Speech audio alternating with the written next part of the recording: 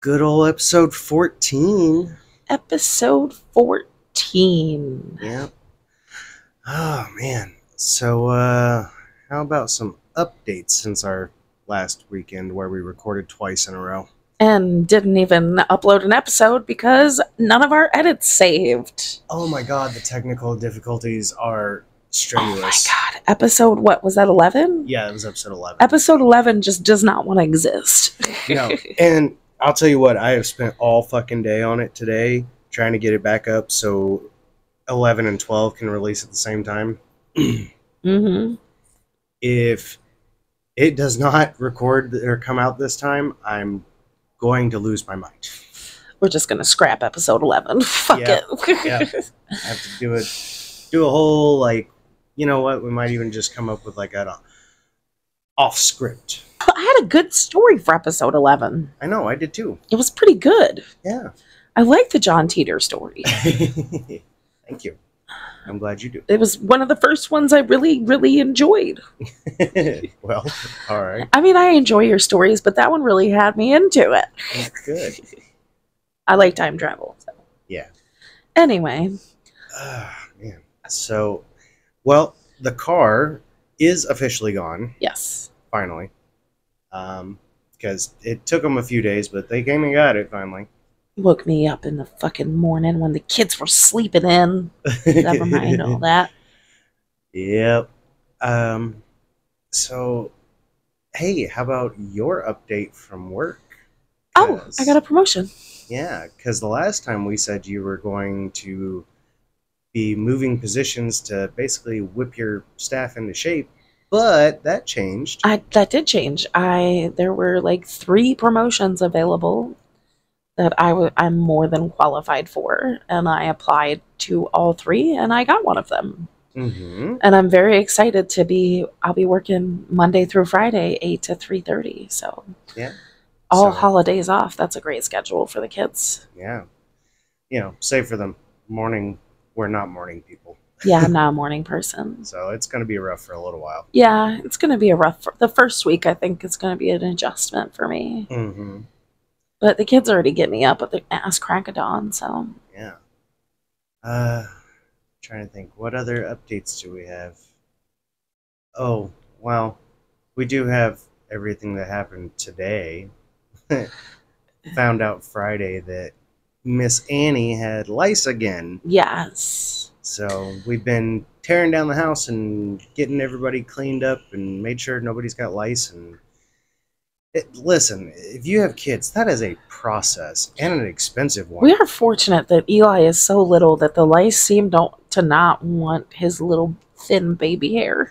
Yeah, and I'm very fortunate that, like, I'm not home long enough for it to even get to me.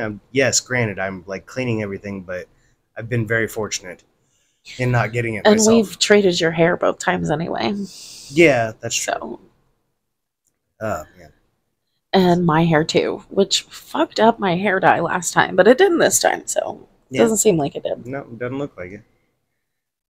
That is, yeah, fucking head lice sucks. Hopefully that spray, I'll use it every day on her. Mm-hmm. Hopefully that'll work. Yeah, we found some kind of detangler spray that prevents head lice because it has like essential oils that they don't like. Right. And I guess you're supposed to just use it. It literally says on the back of the bottle, like, use it daily, before school, before daycare, before camping, whatever. Everything. Yeah. You got any other updates? I do not. All right. Well, in that case, I have. We're just going to do a general disclosure.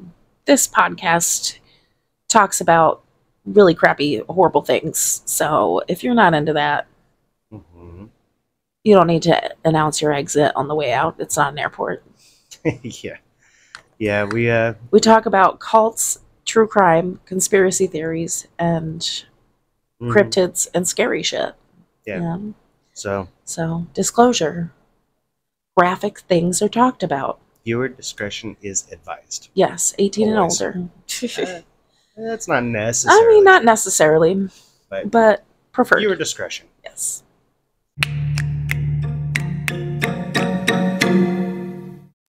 So what do you got for us this week, babe? I've got another cult. Oh, okay. The Word of Life cult in Chadwick's, New York. Oh, okay. Close by to us. Well, maybe, but Maybe. New York's a big state.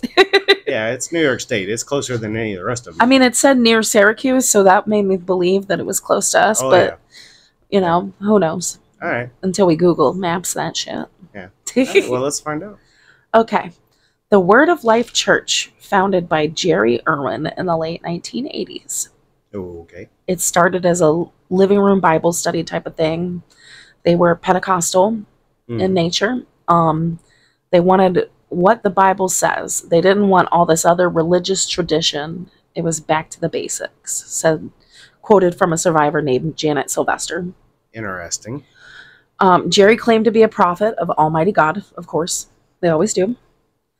Well, to prove this, at some point he had a prophecy that something bad was going to happen to one of his followers, Joan Ames. Okay. Well, in 1998, Joan found out she had cancer. She had 5 bleeding tumors in her brain. Oh, damn. Yeah, and while during the operation to remove the tumors, she had a stroke. And the doctors did not believe she was going to make it out of this. They were saying no chance of survival. Well, Jerry finds out, and he's praying for her with some other members of the church. Honestly, he was a very moving preacher. I heard recordings of his sermons and prayers, and he was good. Oh, okay. Well, anyways, he's praying, and he said he felt something change. Then at that moment, Joan woke up, and it was believed it was a miracle that Jerry delivered upon her.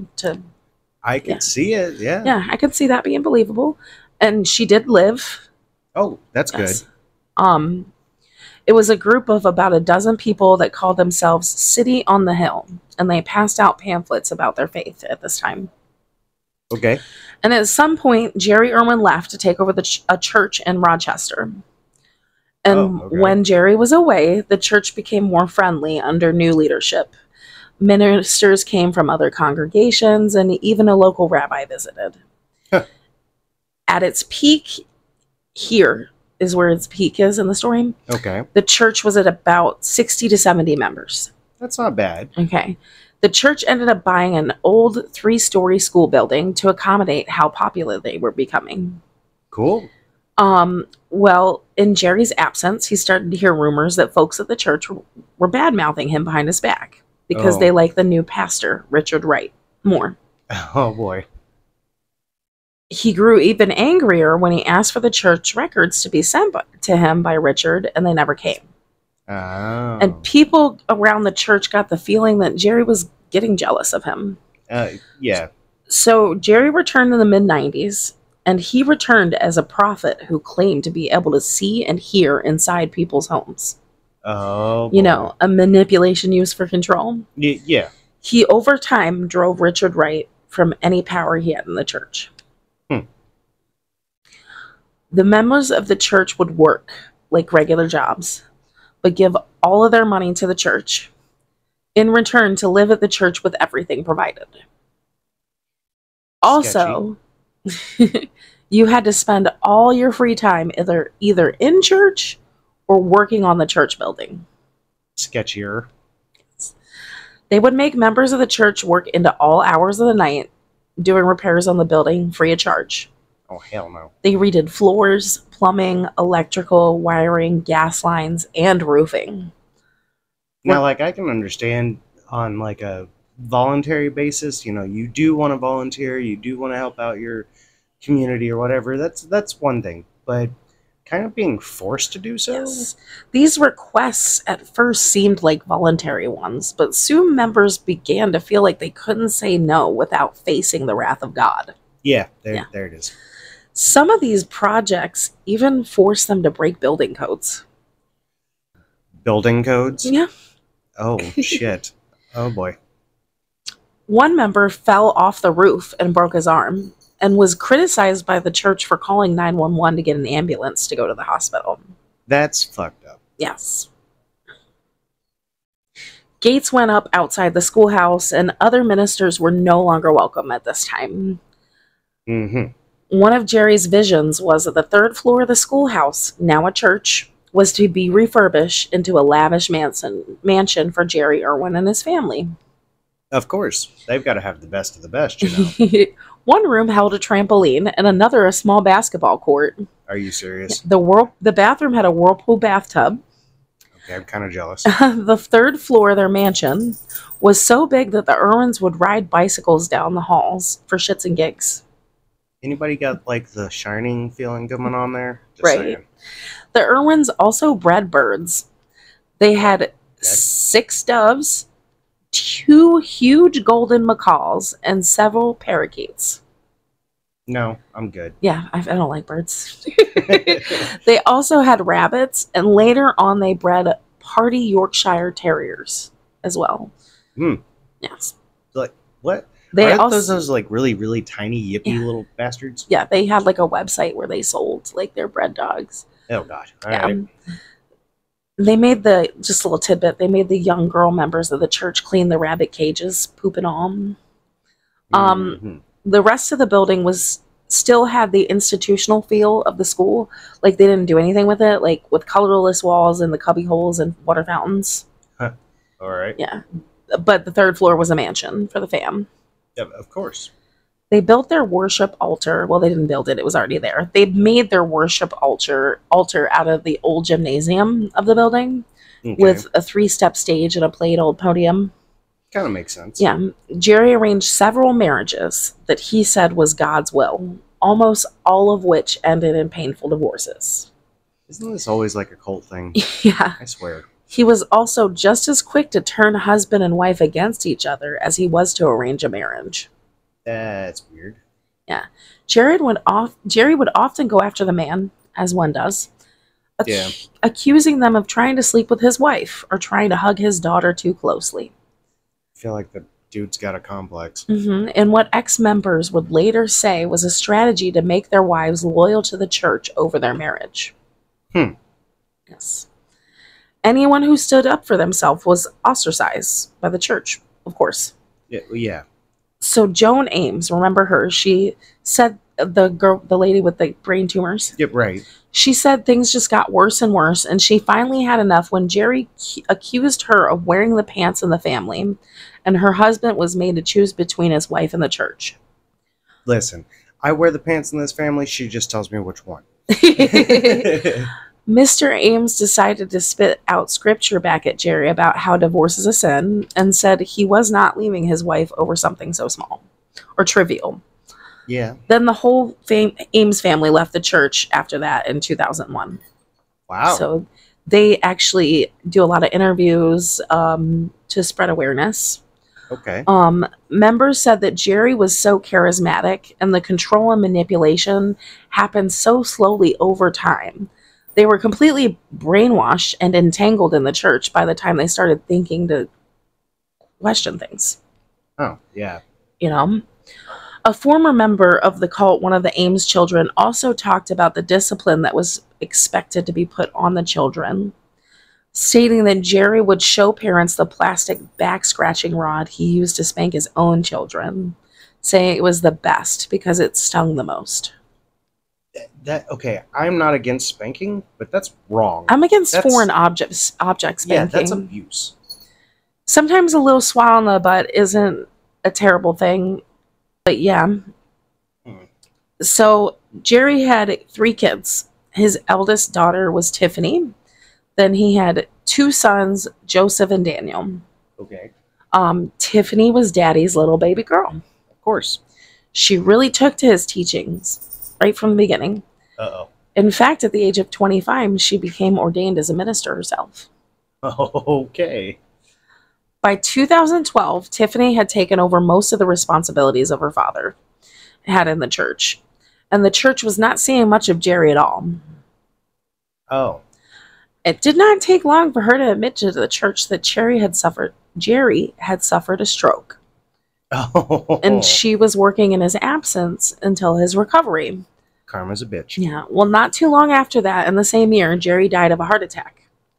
Oh, well, that sucks. I mean, not really, but it does. Several members defected pretty quickly after his death. He was not supposed to die. He was a prophet of the Almighty God. You know, Right. Didn't add up to them. Yeah. Well, Tiffany was 10 times worse than dear old dad.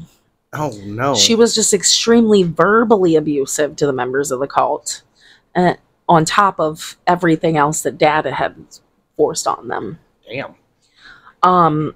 She would find that one thing that she didn't like about someone and really drag that dead horse out and beat the ever-loving shit out of it. You know what I mean? Yeah, I've met a few people like that. One of the things she liked to do was have these sessions, is what she called them, with her members, where she would, over hours, repeatedly accuse them of outlandish things over and over until they admitted to doing these things and repented to her.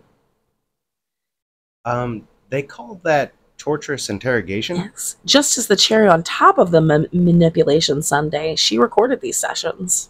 Whoa. So, she could use these confessions against her church members. Oh, yeah, and of course she only ever, showed the best bits where, like, right. Yeah, I could see that happening. Okay.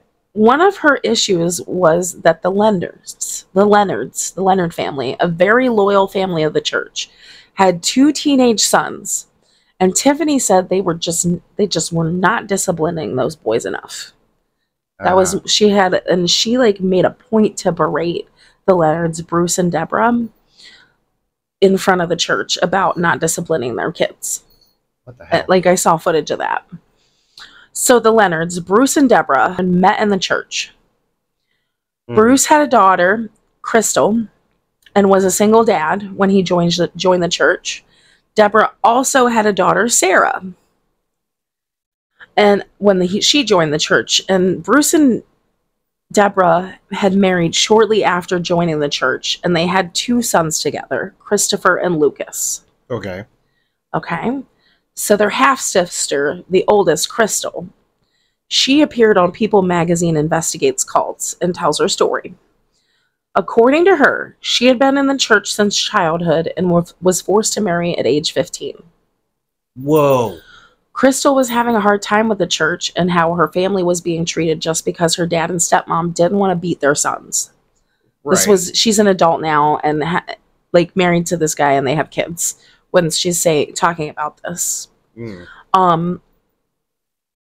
Well, one day Tiffany makes an announcement that a member of the church is going to give the church a lot of money. And if they don't do this, that God is telling them to do, something bad is going to happen to someone close to them. I feel like that's a threat. Yeah, like she's saying it to the whole congregation. Well, Crystal was on her way out, leaving services that day, when she was stopped by Daniel, Tiffany's brother. Daniel is saying that it's Crystal, that she's the one that God is saying to give the church a large sum of money. Yeah. And Crystal is just dumbfounded by this. She's a stay-at-home mom. She doesn't have any money of her own to give. Right. So Crystal decides that she doesn't like this threat and that she's going to try out a different church.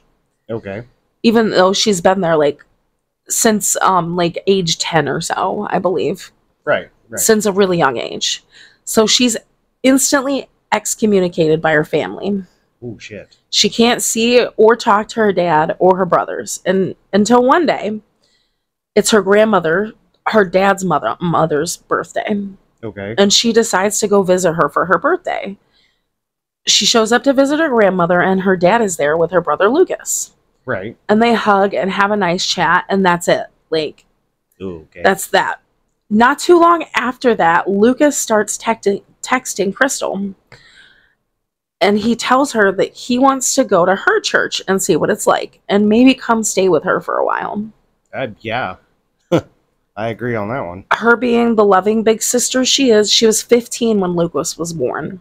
Okay. So you kind of take on a mother role when an age gap between that, or a parent role when there's an age gap like that. Yeah. So she saw Lucas as her son and her brother. Oh, okay. So she, of course, is like, Lucas, my home is always open to you. And you can, of course, so she picks up her brother, takes him to the church with her and her family. Okay. And he decides, instead of going back with Crystal to her house, he's going home. Oh.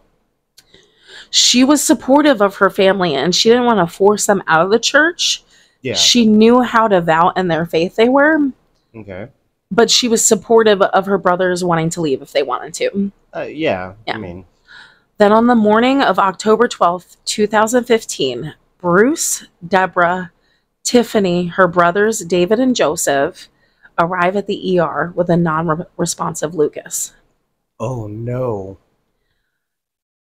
Deborah runs into the ER, alerts the security guard that her son is outside and not breathing. Then the EMTs rush out to the van. They were immediately pulling him out and performing like life-saving measures. And he was not responsive to any of it. Oh no. The hospital staff took him back, and the first thing they notice is his lower body is like drenched in blood. Like his jeans were like dripping blood. Oh God. And in an effort to figure out what was going on, they take his pants off. And they automatically assume, due to the severity of the injuries, that he was shot in the genitals. Oh God. So they immediately called the police based off that assumption. Yeah. Sadly, that would not turn out to be the case, that he was shot in the genitals. Okay. And Lucas was pronounced dead shortly after his arrival to the ER. Oh shit. So everyone is taken to the police station for questioning, and the Irwin siblings lawyer up right away.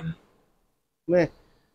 Okay. Surprisingly, the Leonards, Deborah and Bruce, are not answering any questions. Right. In fact, there's video footage of Bruce praying that Tiffany did the right thing and all is well after the police left him alone for a bit before they told him that he was that their son was dead. Questionable. Yeah. Soon, Bruce and Deborah are told their 19-year-old son is dead. Yeah. And let me tell you, the cry Bruce cried in that interview room when they told him Lucas was dead, I felt that in my soul. Yeah, I can only imagine. I'm not making excuses for anyone. I'm finding I'm a very empathetic person, and that just really broke my heart, the way he cried. Yeah. Bruce and Deborah, however, still refuse to talk, even after finding out their son is dead.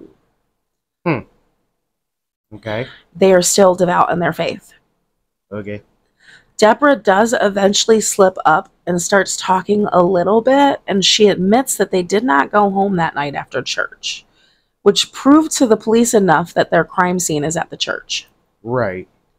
So police arrive at the church to search for evidence, and the first thing they find is 17-year-old Christopher Leonard, Lucas's little brother. Okay. Police didn't notice right away until they took him into the station for questioning, but Christopher was also covered in very similar bruises in the same areas as his brothers. Oh no.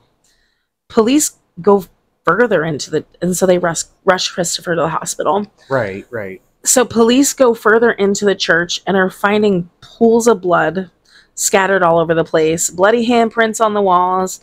They get to the gymnasium, and it's very clear that they found their crime scene. Yes, starting to sound like it.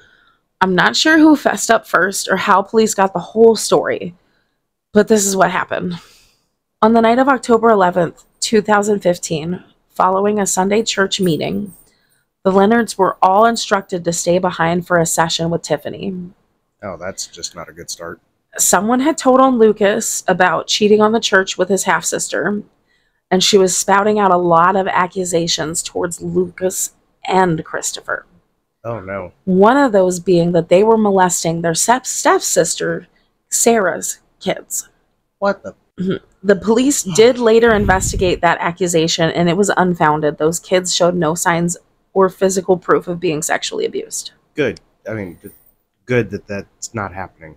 But because Tiffany, a prophet of God, was saying it, it had to be true. Of course. Lucas and Christopher were subjected to a 14-hour-long session attended by 30 members of the cult, including their own parents, Bruce and Deborah. God. During this session, Christopher and Lucas were continuously beaten by their parents, their stepsister, Tiffany, her brothers, and probably by all 30 of the people there. Autopsy report on Lucas revealed multiple contusions from blunt force trauma to the torso, the extremities, and the genital area. Oh no. Christopher Leonard testified in trial that during the beatings, he was punched in the stomach, then struck in the genitals and other parts of the body with a 4-foot-long whip made from an electrical cord. Ooh. Ow, no, God. Sarah, the stepsister, admits in court that she went into a blind rage when she was told her children were being molested by her stepbrothers, and she beat them with the cord several times in the genitals without mercy. To be fair, if someone was like threw out the inclination that my kids were being sexually abused by someone and I got a chance to get my hands on them, yeah, I would go into a blind rage too. Yeah. But I feel like there should be a proof. Yeah, at least something. a little bit of proof first. Yeah. Lucas officially died from his organs failing on him after all of the injuries. Like, they explained it that the bruises produced a poison, and that poison attacks your organs and it causes them to fail. Yeah. I don't know the exact terminology for it, but it's kind of like internal bleeding, just like destroying. Yeah. Yeah. Christopher was also in kidney failure when he arrived at the hospital. Oh, damn. Yes, the younger brother, 17 years old, in fact. Yeah. Anyway, Christopher also testified that when he saw his brother unmoving on the floor, he attempted CPR, but he could tell that he was already dead. So I kind of feel like, and other people that were there testified that they stopped the beatings when they realized that Lucas looked like he was dead. So there's like I need to watch like some more court videos. The court videos that I did saw, his parents were extremely remorseful and crying, but they act shocked that he was dead in the interview room with the police. And like really truthfully, like heartbroken. Maybe they didn't believe he was dead. I don't know.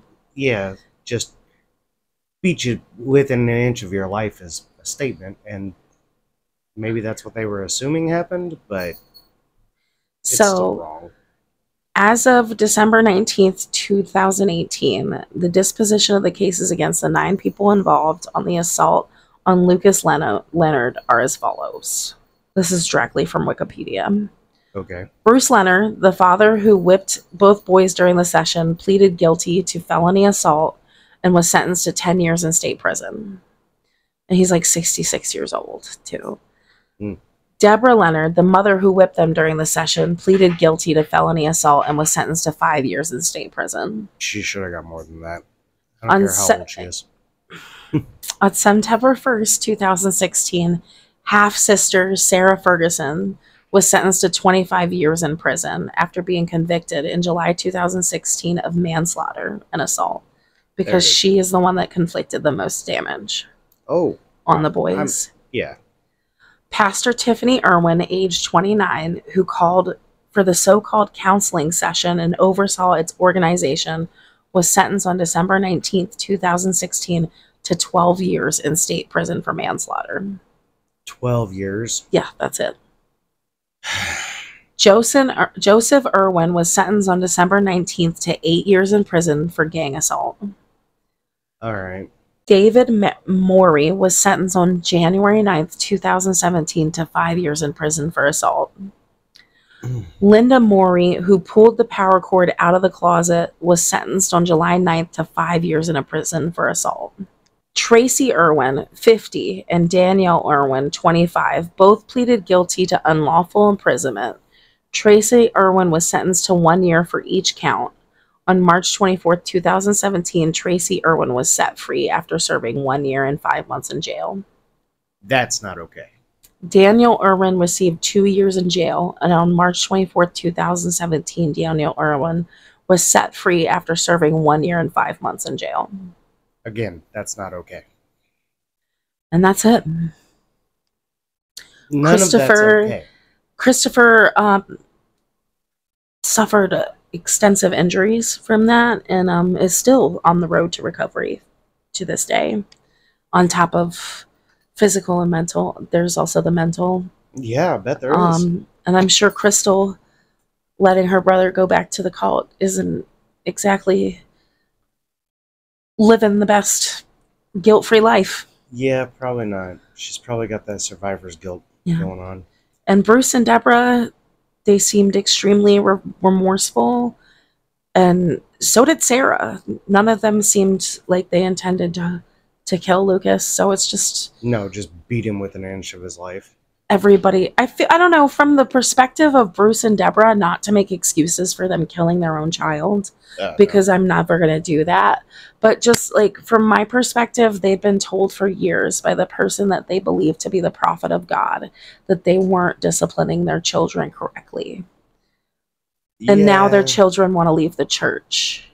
And Oh, so, okay. like, and actually, Bruce's oldest daughter had already left the church. Right. So, like, I think maybe they just went Reached a into that breaking point. after the accusations and everything. They just reached that breaking point and lost control. Yeah. But the reason that it was believed to be a gunshot wound to his genitals because they had whipped him so severely with that paracord in the genitals that Jesus Christ.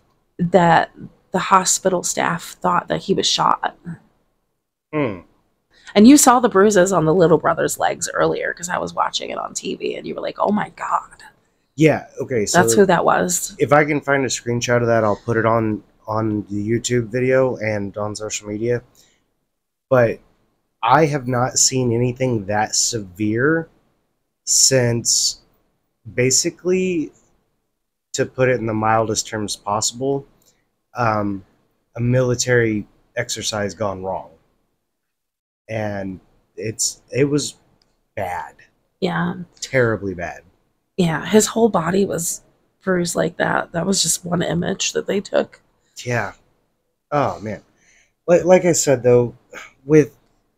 And they're on just one teenage point- boys being teenage boys, too. Like, nobody said that they did anything really wrong. Assault? On... No, the boys, Lucas and Oh. Christopher. Isn't that the ones being accused of No, assaulting Lucas them? was the one that was killed. I know. I'm asking, aren't they the ones being accused of assaulting their stepsister's kids? Yeah, they were being accused of, yes. Okay. But I mean, other accounts from like family members and cult members say that they were just like normal teenage boys. So it wasn't like they were going that crazy. Like they just, oh, yeah, no. they just wanted to, like, they decided like they were sick and tired of watching their parents be ridiculed in front of the whole fucking church, and they wanted to leave, you know? Right. Well, what I was going to say is, like, on one point, I can understand that blind rage. Like you said, the stepsister went full Monty. I get it. Because if somebody hurt Annie or Eli, you better believe they better hope I don't get my hands on them. Right. But I also need proof. Like, yes, I want to believe my kids are going to tell me the truth about everything. But I don't want to go and, something that severe. Right. Also, there's a little tidbit at the end. I got everything for this episode off of a series that's on Max right now. Oh God. HBO Max, if Yeah, anybody's HBO Max. curious. I got it from an article in the New York Times. Also, season 1, episode 3 of Word of Life, the series People Magazine investigates cults. And then like all the dates and like their sentencing I got off of Wikipedia. Oh, okay. Just because it was somewhere I could read it and type it. I got you. But anyway, there was another tidbit, like, so Bruce and Deborah Leonard and their kids didn't live at the church. They had their own home. Oh, okay. Okay. And at some point, like weeks after they were arrested, the neighbors actually called like the SPCA or called the police because they smelled like rotting. They had left their animals unattended and didn't call anybody. Oh, man. To come get them. And animal abuse too? Yeah, Come the on. animals were like starving to death, like 2 dogs and a couple of birds. Yeah. Ugh. Yeah. That's the Leonards, Bruce and Deborah, the parents, yeah. right. You didn't have anyone to call, man? Like you couldn't have called the neighbors? Right. Just someone? Like the SPCA? Like oh, man. Yeah. That was kind of upsetting. Yeah, and then yeah. also I guess their house was like filthy and disgusting too. Ew. And filled with trash. But they were also like giving all of their money to the church, so Well, That doesn't mean you have to live in garbage. No, it doesn't. This is like this story. When I started to, after I heard about it and I started to look into it, the only news articles are from the Syracuse newspaper. So this has to be pretty local to us. Well, yeah, you mentioned Rochester. Yeah. And that's only a couple hours down the road. Yeah. Google Maps. Where the fuck is Chadwick? Chadwick. I feel like I've been there. The name sounds familiar. Like I feel like you told me you were in Chadwick before. I have delivered to Chadwick. I have delivered to Chadwick. How far away is it? It is 84 miles from us. Wow. Yeah. How many hours is that? Hour and a half. Yeah. Roughly. If you take the toll road. Let's see how to narrow this down by the biggest states. Oh, Utica. Utica is a pretty big city that you go driving down the road, you're going to see signs for Utica. I'm starting to realize that every small town near us, people just say, "Oh, it's near Syracuse." Yeah. Like I say that all the time. Oh, we're just near Syracuse. Like that's just like a grounding point. Everybody. To be fair, like, we're really close to Syracuse in comparison to a lot of places. We are. We're only like 45 minutes away. Yeah. And that's only because of the speed limit. Mm-hmm.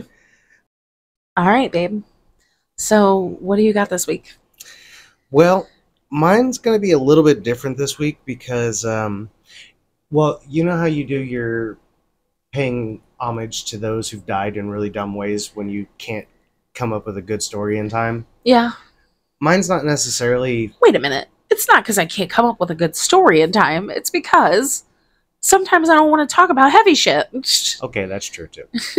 Well, I decided to do an intro into if I can't find a story that meets the deadline or, I just don't want to talk about something that week.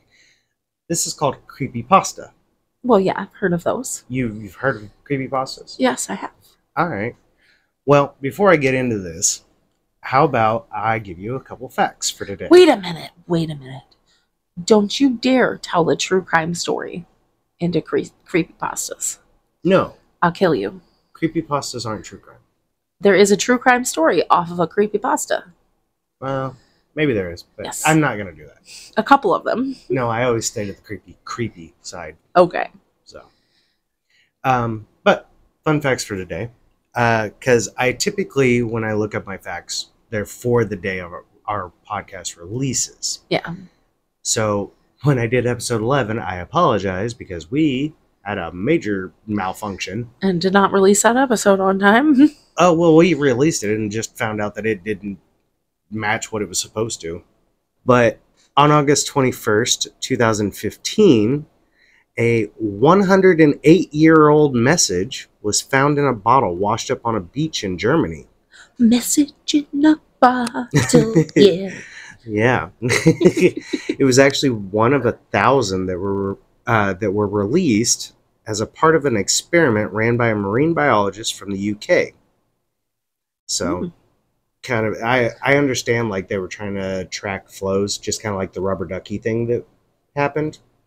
Don't do that. Don't release non-biodegradable freaking things into the ocean just to track ocean flow. That's horrible. Yes. But in 1911, on August 21st, this one was kind of interesting. On August 21st, 1911, the Mona Lisa was stolen from the Louvre in Paris. It was retrieved 2 years later. I remember that. I'm glad you do, because I wasn't even born yet. I mean, I wasn't born yet, but I remember hearing about that. Oh, I don't care enough about the Mona Lisa. Don't. No, I remember that from my past life, Stewart. Well, yeah. I mean, we're all reincarnated. Come on, duh. So, we can consider this more like an open discussion episode because I don't have a whole lot. It's just a little background into it. Okay.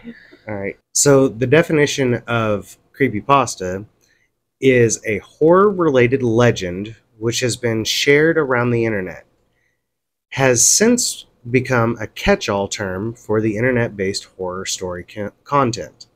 Uh-huh. So, I mean, it's kind of obvious to tell what a creepypasta is, but there's actually like a a backdate to it. Yes. All right.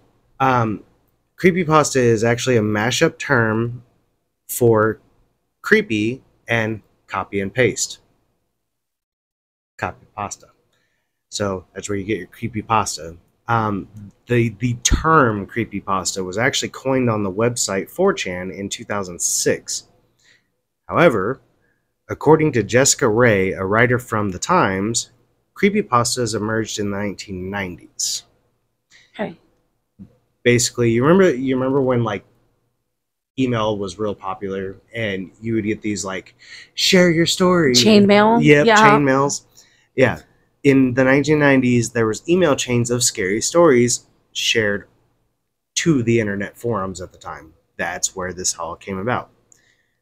But arguably the earliest creepypasta is Ted the Caver. That story gets increasingly scarier as the story goes on. The what? It's called Ted the Caver. That's the first one? It's arguably the first. Okay. But have you ever heard of that one? No. So, if I remember correctly, Ted the Caver is like basically him and a group of friends are spelunking and they lose track of each other. Wait a minute. What's spelunking exactly? Cave diving. Okay. Cave exploring. Okay. But they lose track of each other and then they start hearing like creepy things come in and like whispers. God, don't do this to me. Yeah. I'm not going to sleep. Oh, this is going to get interesting then. Now, as places to discuss paranormal events and the like grew, you know, basically like these different forums, these different websites, and hell, even now you got like the creepy side of TikTok or the, you know, Facebook channels and shit like that. Well, all these scary stories increased as well. More and more got created. And under paranormal, the slash thing on 4chan, in the early 2000s, creepypastas started growing significantly in popularity. So much so that by the late 2000s and early 2010s, entire websites were being built just to share these stories. A good example is creepypasta.com, which was invented in 2008. And then now you have like Creepypasta Wiki, which is like Wikipedia for creepypastas. Yeah, it's literally that. And then you have like subreddits, the No Sleep, which I listen to podcasts that are no sleep stuff. Some of them are fucking creepy, man. Like I've woken up in the middle like going, what the fuck did I just hear? Yeah. Because I sleep to creepy stories. I'm weird. It's okay. Sometimes I sleep to murder mystery makeup, so. Well, that's true. You've fallen asleep through several episodes. Just I have. Like, I honestly have to, like, create a new YouTube account and, like, go through and mark as seen to figure out ones I haven't seen. Mm-hmm. If you really think about creepypastas, they're basically just campfire ghost stories mixed with the growth of technology. Yeah. These stories have become so popular that you could probably name a few off the top of your head. Oh, yes. Like Slender Man. Yeah, that's who I was going to say. Yeah, being one of the best known out there. Hell, there was even a movie made of it. You know that why Slender Man is the best known, right? Well, let's see what you got. Because it's a true crime story. Slender Man wasn't. It became a true crime story. Yeah. I was gonna say, did you know that there has actually been such a big hype over the Slender Man phenomenon that there are 911 phone calls that have been recorded of children calling in because of the Slender Man. Mm-hmm. There was actually a murder committed. I know all about that one. All regarding the Slender Man. Yes. I don't really want to go into it because it might be a story I do sometime. Okay. Yeah, because I've heard it on my creepy story things. And maybe when you do Slender Man, I can do that one. Well, I don't know how soon I want to do Slender Man. The ideas behind creepypastas have grown so much in recent years that it's even started its own subgenres. such as like the Lost episodes, which those are creepy, just straight up creepy. Like whether they exist or not, the idea of like there being an episode of The Simpsons where the whole town is dead and like Bart is like dying from a nuclear fallout and shit like that or whatever. Oh man, that was fucking weird. But there's a video game one. I know that one creepypasta that was on, and this is why we drink, scared the shit out of me. I'm trying to remember which one that was. It's about the girl who dies in, like, it's a true crime story. Mm-hmm. The girl that died at the hotel. The elevator game. The elevator game. They're making a movie out of it. Fuck no, I'm not saying Hell that. Yeah. It's releasing really soon, too. That scared the shit out of me because, like, I am so fucking forgetful. I would forget the combo to get back. And, like, the certain things you gotta say to the lady and, like, you can't fucking look at her and stuff. And then the thought of getting lost in a fucking alternate universe, oh my god. So anyone who's really confused about what we're talking about right now, the Cecil Hotel, there was a girl who went missing from the Cecil Hotel. And long story short, weeks later they found her body in the hot water tank. Yeah, I was going to say, long story short, they found her dead. But there's video of her peeking in and out of an elevator and like acting like she's hiding from something, and then like she steps forward and looks both ways, and then she steps back in. She hits random buttons and shit like that.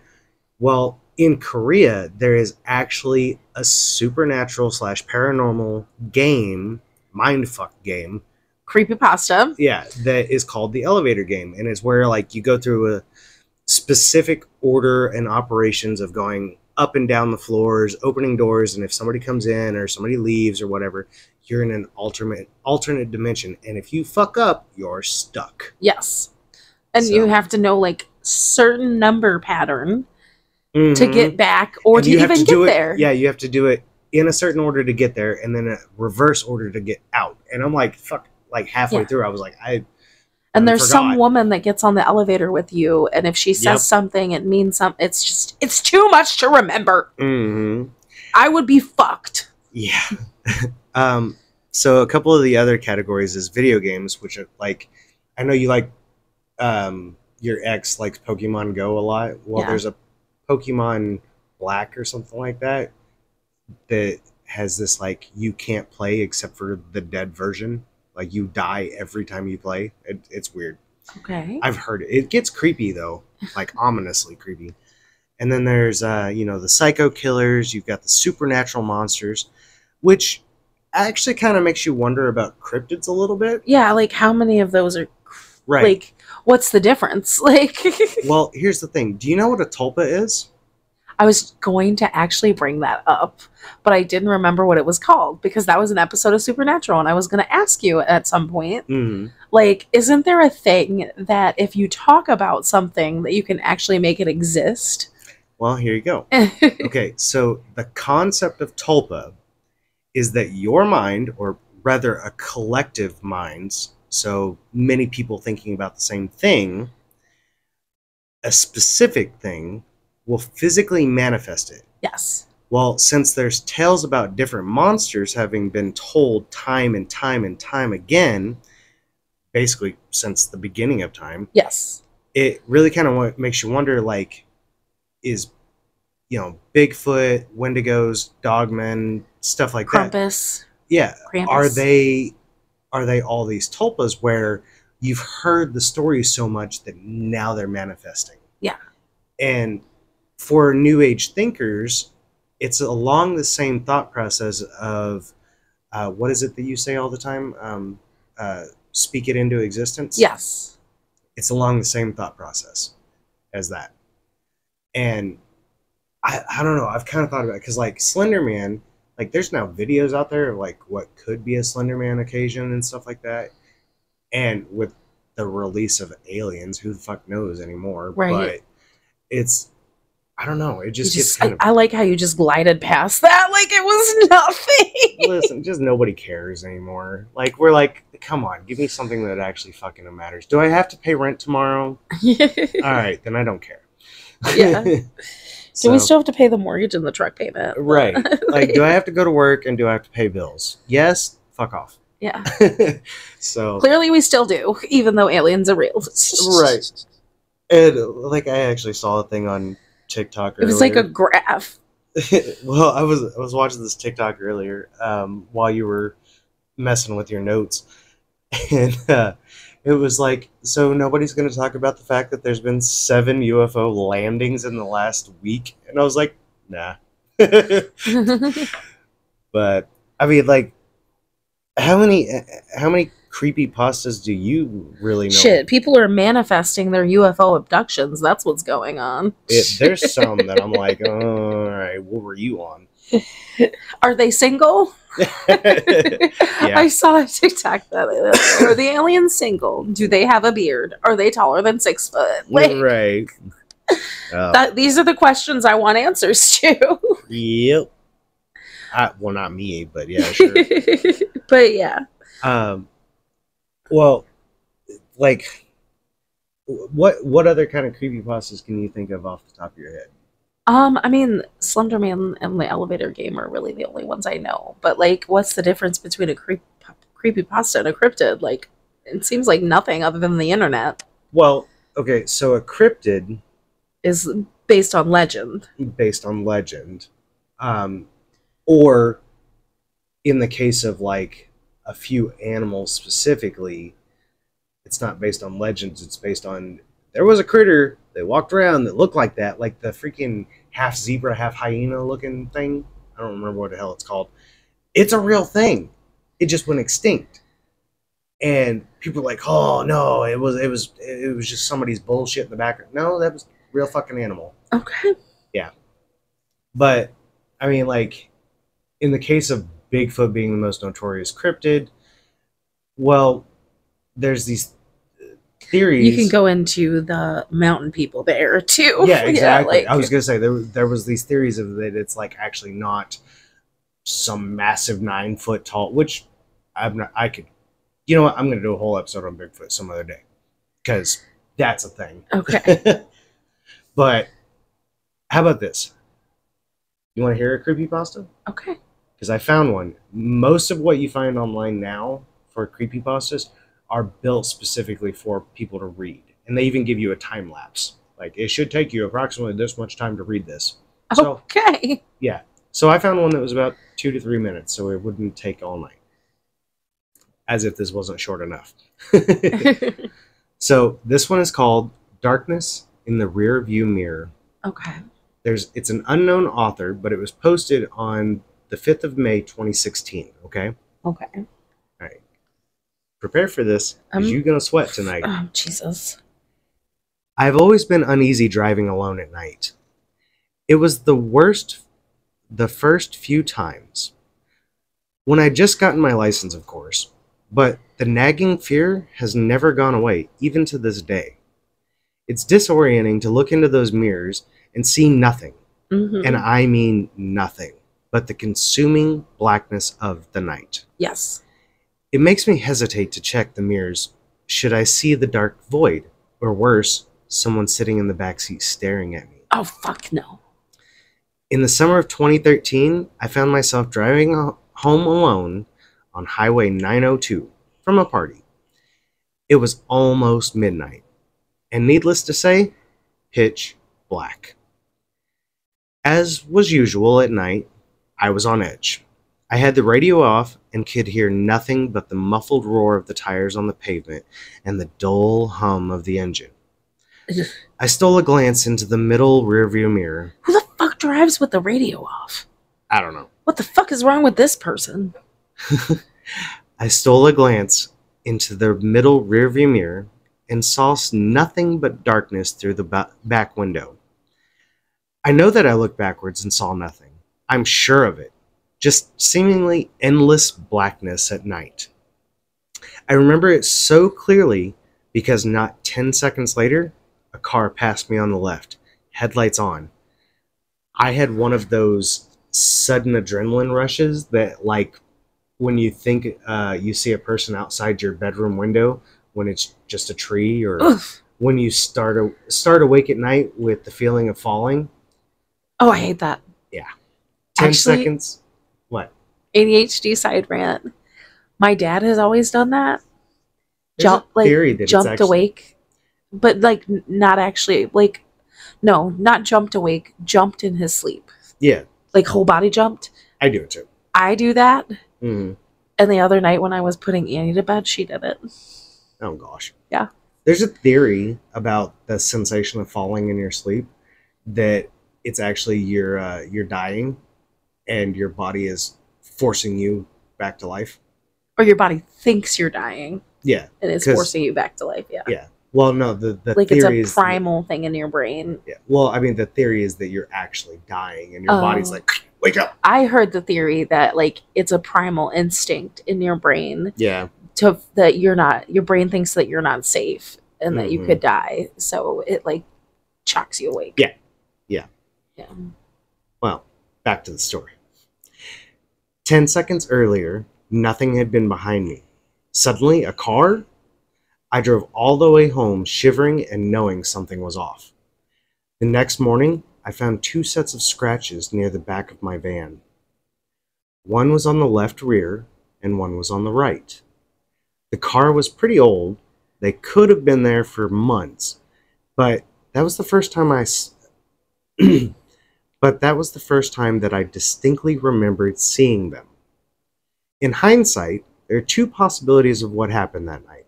Possibility 1, by some glitch in reality or something paranormal, this other car had somehow appeared behind me within 10 seconds of me checking my mirror, like some weird ghost crap or something. Mm-hmm. However, the second option is what makes my blood run cold whenever I consider it. It didn't even occur to me until months later, but it makes me dread driving alone at night even more. Possibility 2, the car was normal. It had approached me from the rear and passed me on my left. However, something large and wide and as black as the night had been clinging to the rear of my car, obscuring my view through the window and leaving deep scratches on the sides. What's worse, I drove home with it. Ugh! Hell of a creepypasta. Yeah, that's creepy. Mm-hmm.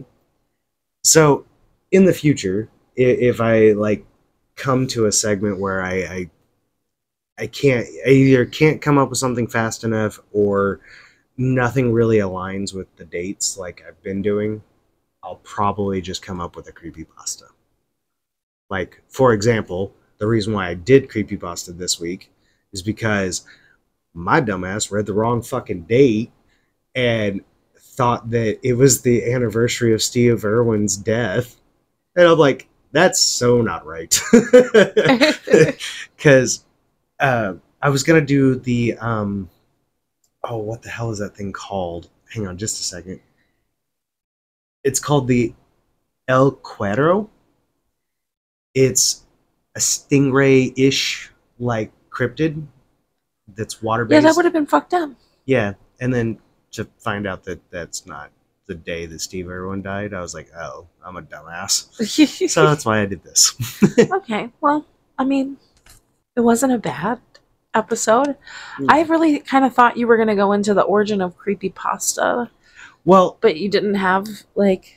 I thought about it, but, like, all accounts just basically point to the same thing, that Ted the Caver is one of the very first creepypastas out there. I always thought that Slender Man was like... No, Slender Man's actually pretty recent. Creepypasta, like he was the start of it. No, No, because... So, creepypasta is literally just those creepy-ass stories that people have copy and pasted so many times. Slender Man, added on to. Yeah, but it's been added on to over time. Yes, absolutely.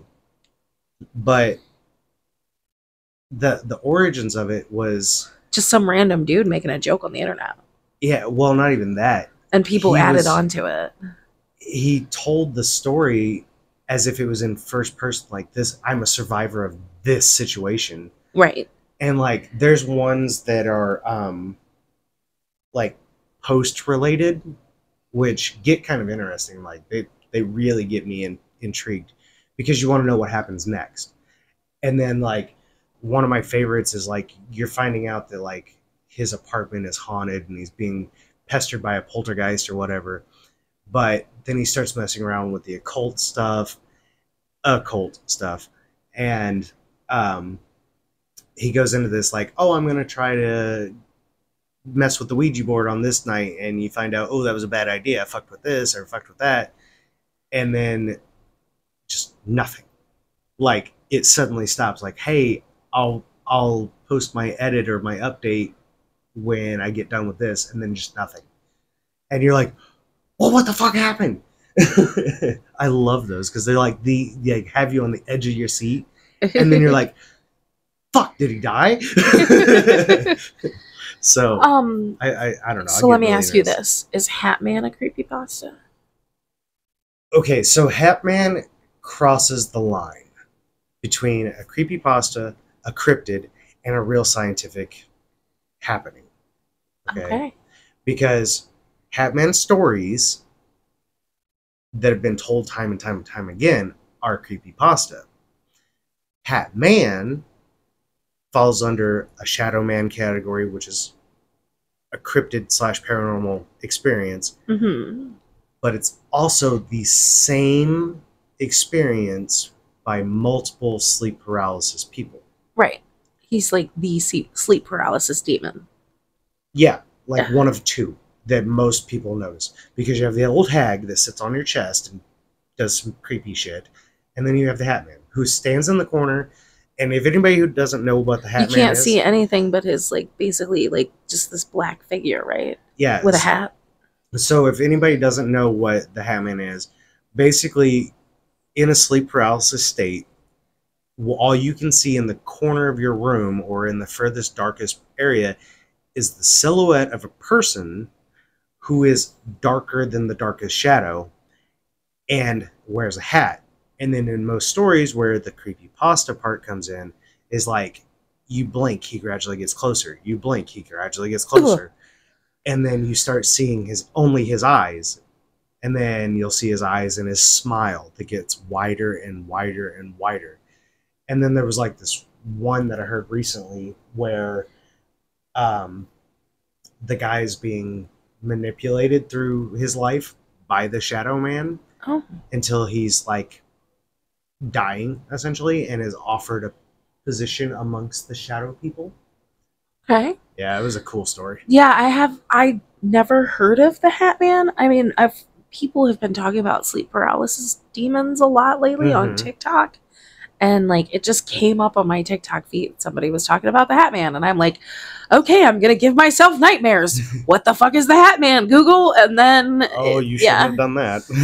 Yeah. Well, like the reason why sleep paralysis stories is becoming I've never experienced that. Right. I've luckily only experienced it once. Yeah. Watch is gonna happen tonight. Don't do that because you know what? I told the world at this point that I've only had one fucking night terror, and then after our Ouija board episode, I had a night terror. Yeah.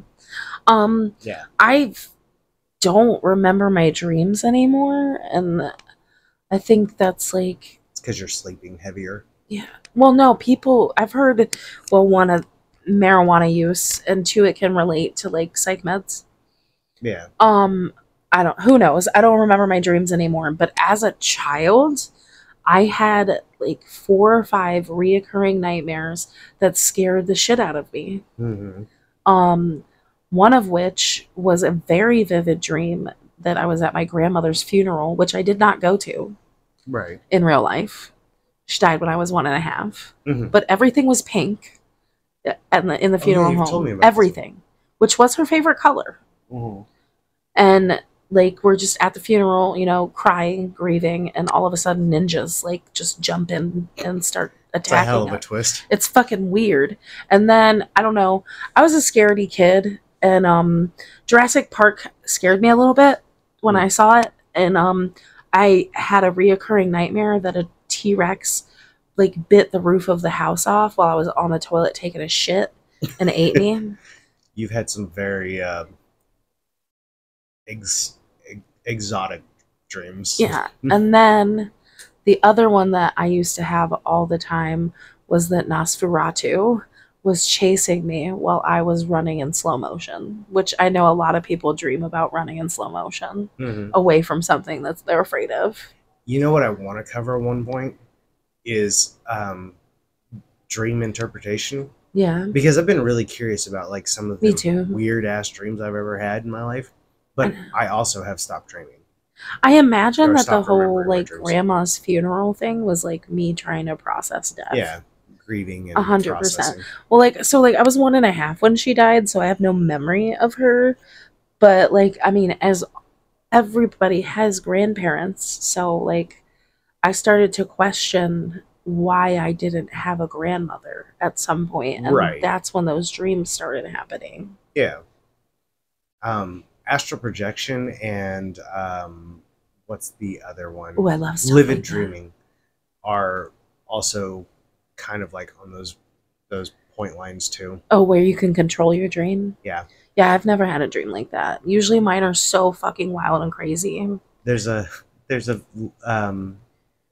lucid dreaming creepypasta too. Yeah. And surprisingly, I haven't just heard it as a creepypasta. Like there's been like people call into like scared to death and other paranormal podcasts that I listen to too, talking about like they practice the lucid dreaming. Yeah, I've heard people talk about and that. then like there's a reoccurring person in their dream That they've never seen before? Yeah, and then it starts interfering with their real life.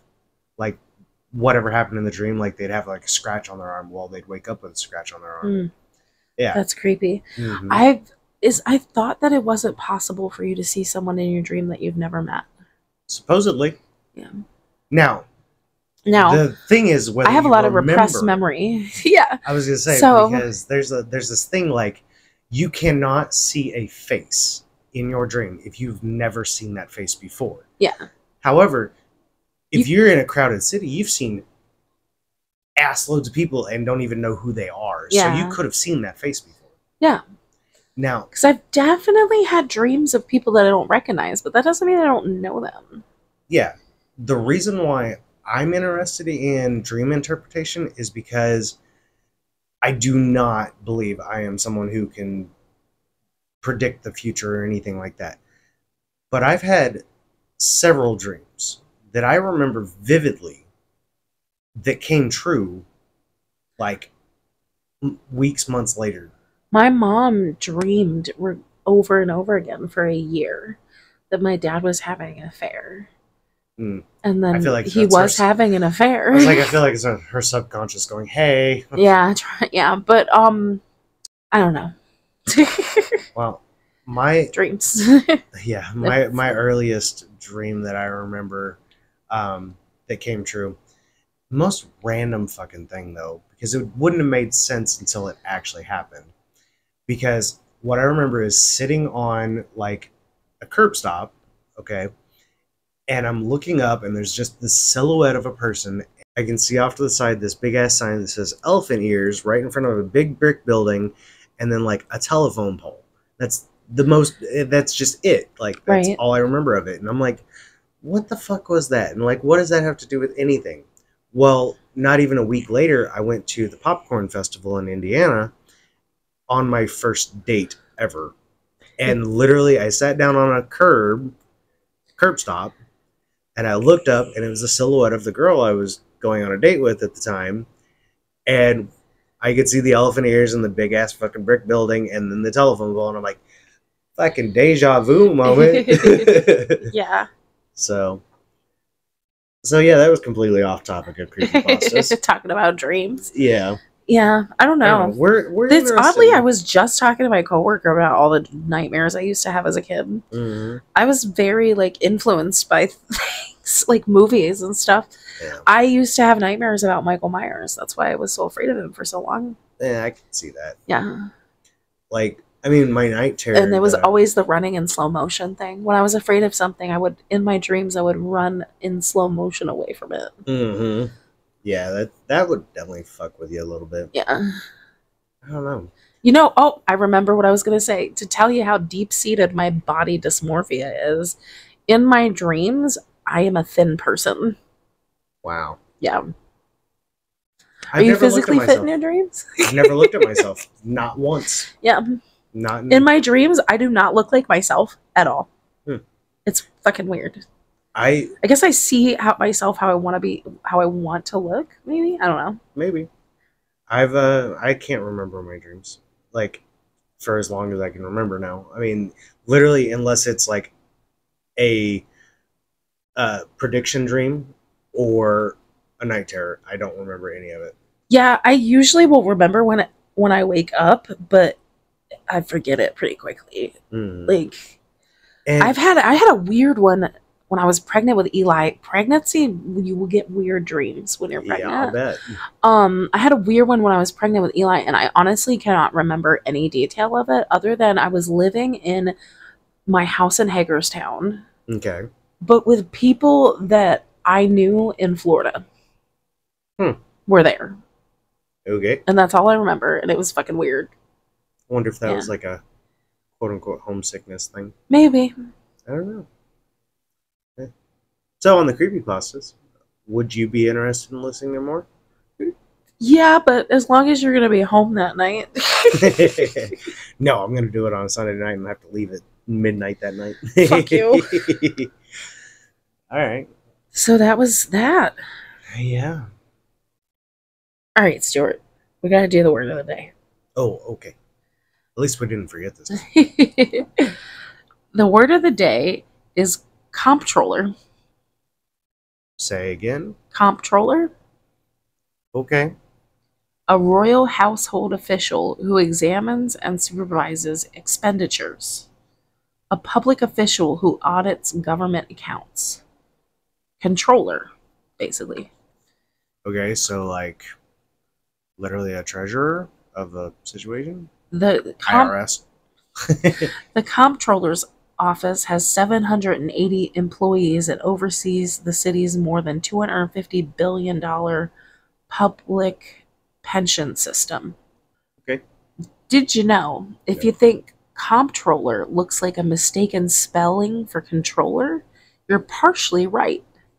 Today, comptroller is an established word that shares one of its meanings with controller. The term did originate as a misspelling, however. Around the 15th century, Middle English speakers altered the spelling of contrôleur, meaning controller, from the Middle French contrôleur, under the influence of the Middle French word compte, account. The resulting word, comptroller, has attracted criticism over the years. Grammarian Henry Fowler condemned controller as not merely archaic, but erroneous in 1920. Oh, okay. And a lexicographical column from 1931 agreed that comptroller is erroneous and should not be accepted as correct. Nevertheless, such modern institutions as colleges and governments continue to have comptrollers. Can you imagine being asked, what do you do for a living? Oh, I'm a comptroller. Uh-huh. Right. Oh, that's I thought I've heard that word before. I have not. All right, so tell them where they can find us, babe. All right. Well, first, if you have any suggestions, comments, or, we really want to do a listener's episode. So if you would please send in, your own personal experiences or stories or something. To our email. Yeah, our email is tatwmay1@gmail.com. That's tatwmay1@gmail.com. You can also reach out to us on Facebook, TikTok, Instagram, the social medias, except for Twitter. This and That with Me and You. Yep.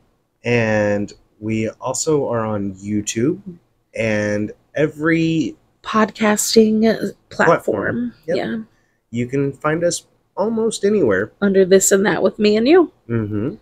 And we do check these. So, like, for, you know, I've listened to a few podcasts and sent my own story in, and you're like, but they never check these. Like, I swear to God, I went unread forever. Mm-hmm. No, we actually check our We shit. do check our emails and everything else, yes. Yeah. And, we make sure, like, both of us have our accounts connected, so it pops up on our phones as notifications and stuff like that. So if anybody would please send in us something, because we want to do listener stuff too. Yeah, we want to hear your experiences or stories. Yeah. And if you haven't noticed, it's called This and That with Me and You for a reason, because we can literally talk about this and that. We are not based. It's open to interpretation. Yeah, we're not locking ourselves down on stuff. It's just these are the most interesting things to us. Yeah. So. Well, that was This and That with Me and You. All right. So we'll see you next week, guys. All right. Bye-bye. Bye.